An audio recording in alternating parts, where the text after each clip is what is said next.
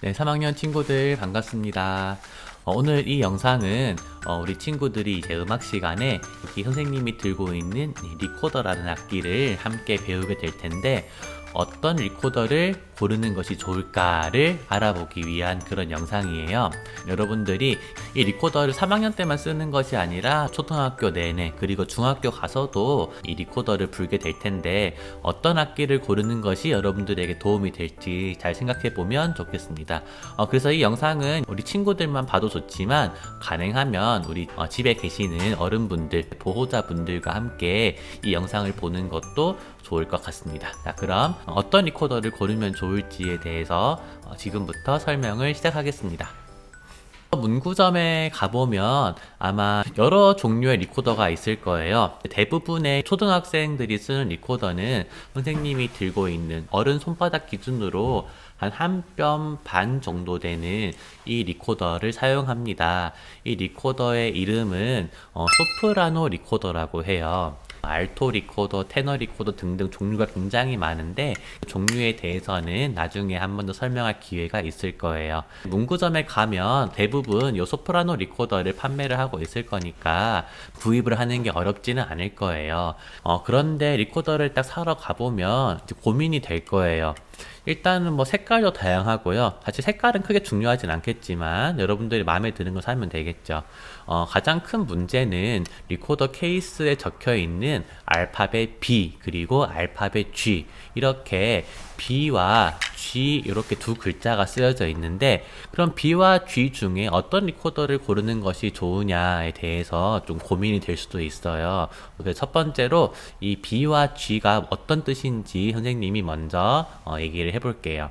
이 얘기를 하려면 잠깐 리코더의 역사 얘기를 짧게 해야 될 것 같아요. 이 리코더는 우리나라의 전통 악기가 아니잖아요. 그죠?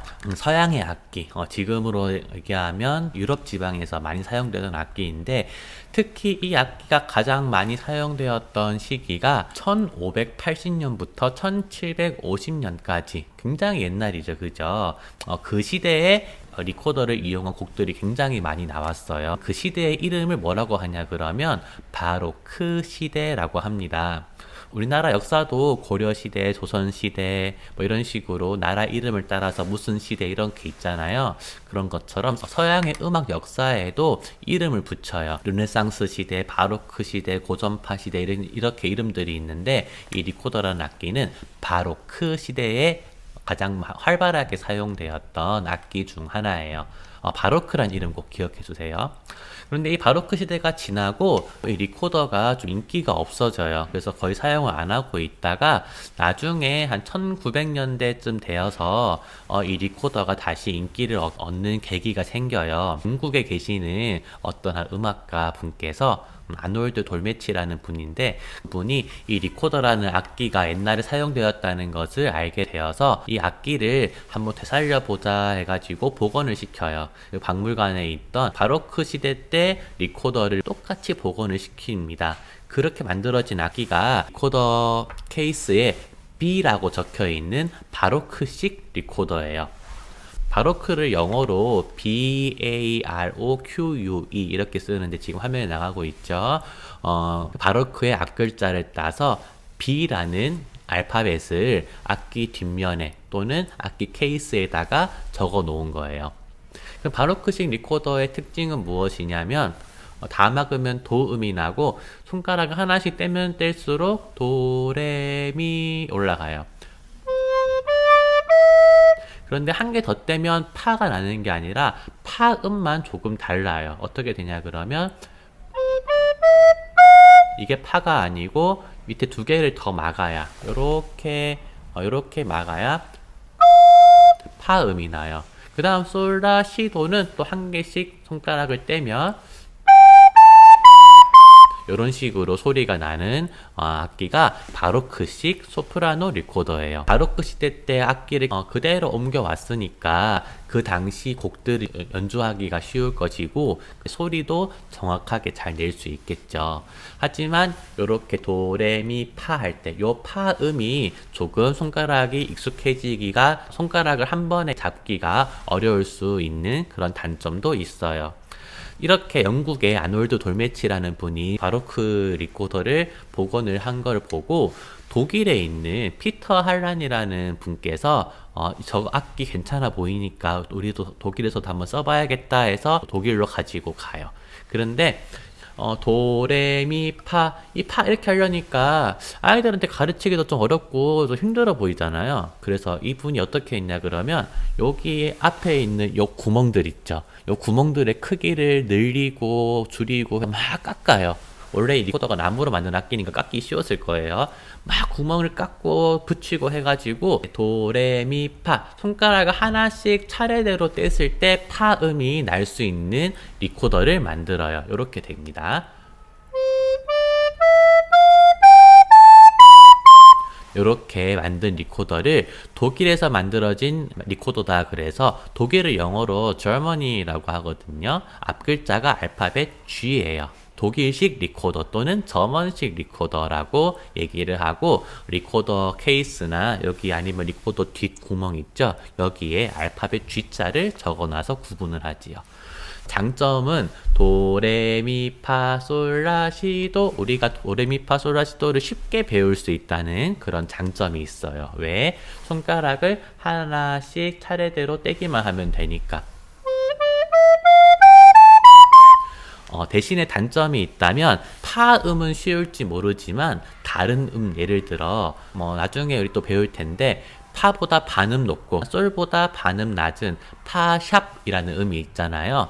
그 음을 낼 때 요렇게 세 개를 막거나 또는 높은 음 같은 경우는 요렇게 굉장히 어렵게 막아야 된다는 그런 단점이 있어요. 바로크식 리코더 같은 경우는 낮은 파샵은 요렇게 두 개를 막고 높은 파샵은 요렇게 한 개만 막으면 쉽게 소리를 낼 수 있어요.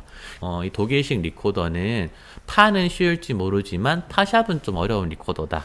반대로 여기 바로크식 리코더는 파는 좀 어려워도 파샵은 또 쉽다는 서로의 장단점이 반대로 되어 있죠. 이런 부분들을 우리가 좀 알고 있으면 좋겠어요. 자, 그러면 도대체 둘 중에 뭘 골라야 하느냐?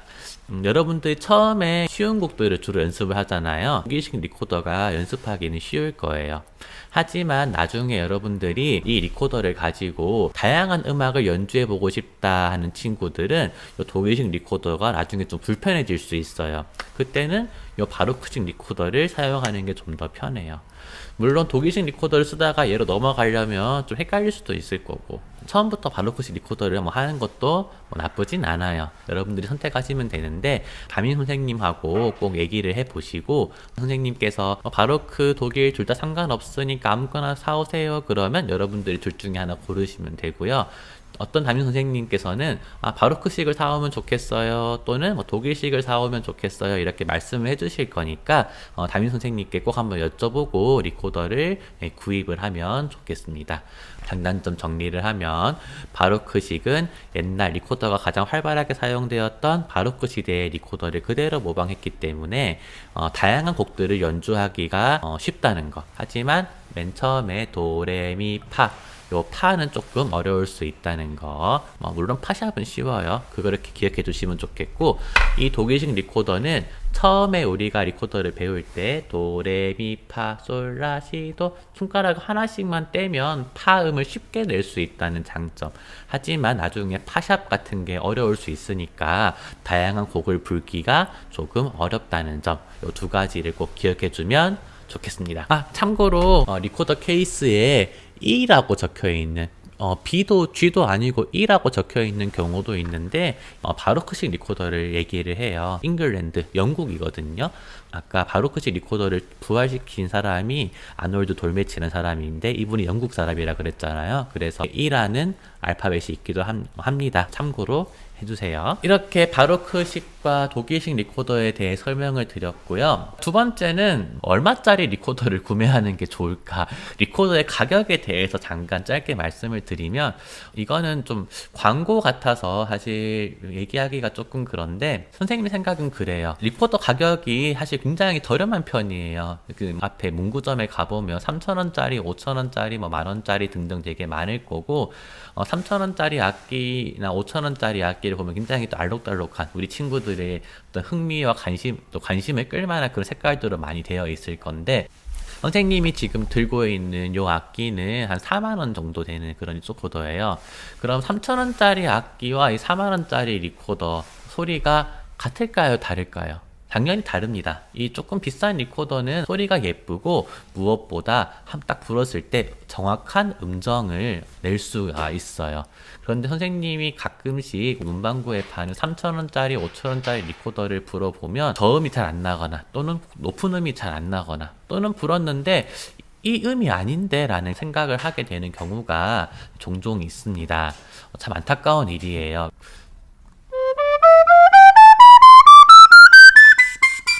네, 고음 소리가 잘 안 나고 저음도 굉장히 탁한 느낌이 좀 있어요. 이게 3,000원 정도 줬던 것 같아요. 선생님이 구입한 이 악기 같은 경우는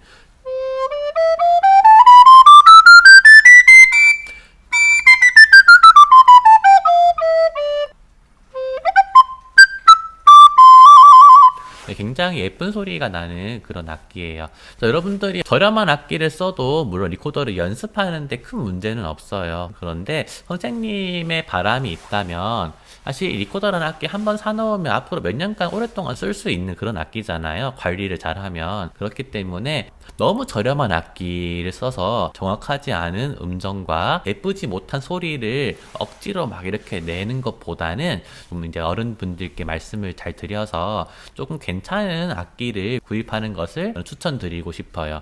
아니 근데 무슨 리코더가 3, 4만 원이나 해요? 라고 뭐 얘기할 수는 있어요. 그거는 개인의 선택이니까 선생님이 뭐라고 할 수는 없는 건데 선생님의 바람은 그래요. 처음 리코더를 배울 때 좋은 악기로 시작을 해야 이 리코더가 이렇게 예쁜 소리를 내는 정말 훌륭한 악기구나 라는 마음을 가질 수 있게 되고 또 우리 친구들이 음악을 공부할 때도 더 도움이 될 거라는 저는 생각을 합니다. 오늘 두 가지 말씀을 드렸어요. 하나는 바로크식 리코더와 독일식 리코더 케이스 또는 리코더의 뒤에 구멍 밑에 알파벳 B 또는 G라고 적혀 있을 텐데 이 B와 G의 차이점이 무엇인지에 대해서 첫 번째로 말씀드렸고 두 번째는 얼마짜리 리코더를 사는 게 좋을까에 대한 얘기를 잠깐 나눠보았습니다. 이 영상이 여러분들이 리코더를 구입할 때 좀 도움이 되었으면 좋겠고요. 코로나 때문에 이 리코더를 학교에서 불지는 못해요. 아쉽게도. 그렇지만 각자 가정에서 이 리코더라는 악기를 또 열심히 연습하면서 이 악기가 갖고 있는 자연 그대로의 순수한 음색을 좀 느껴보는 그런 시간들을 많이 가졌으면 좋겠습니다. 궁금한 점 있으시면 선생님 학교 3학년 친구들은 선생님 교실로 오시고 혹시 유튜브로 이 영상을 보고 있는 친구들은 밑에 댓글 달아주시면 선생님이 또 답글을 남겨드릴게요. 아시겠죠? 다음번에 또 리코더와 관련된 영상으로 찾아올게요. 음악과 함께 즐거운 하루 보내세요. 안녕.